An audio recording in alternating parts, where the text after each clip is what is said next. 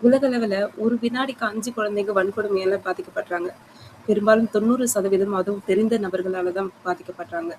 பெரும்பாலும் இதில் காரணிகள் என்னன்னா, போதை, இச்சை, வாய்ப்பு கிடைக்கிறபோது அந்த குழந்தைங்கள அப்யூஸ் பண்ணணுன்ற அந்த மைண்ட் செட், ஒரு ஒரு மிருகத்தனமான வேட்டையாடுற மனப்பான்மை, இதெல்லாம் தான் காரணம். வெறும் குட் டச், பேட் டச் சொல்லிக் குடுக்கறதுனால மட்டும் இந்த இன்சிடென்ட்லாம் நடக்காம தவிர்க்க முடியுமான்னு கேட்டா, முடியாது. நம்ம குழந்தைங்கள நம்ம கண் முன்னாடி தான் நம்ம வச்சு பாதுகாக்கணும். நம்மளோட ஃபேமிலி மெம்பர்ஸும் நாமளும் மட்டும் தான் அவங்களுக்கு சிறந்த ப்ரொடெக்ஷன் குடுக்க முடியும்.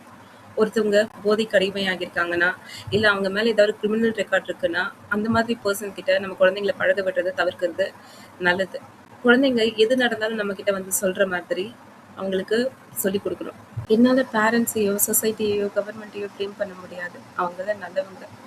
இது தனிநபர் சுய ஒழுக்கம் இல்லாம பண்ற எஸ், நானும் பாதிக்கப்பட்டிருக்கேன் எமோஷனல் அண்ட் வெர்பல் அபியூஸ்னால. பை காட் கிரேஸ் எனக்கு பிசிக்கல் அபியூஸ் எதுவும் நடக்கல. பட் அதோட இம்பாக்ட் கிட்டத்தட்ட 20 வருஷம் கடந்தும் இன்ன வரைக்கும் இருக்கு.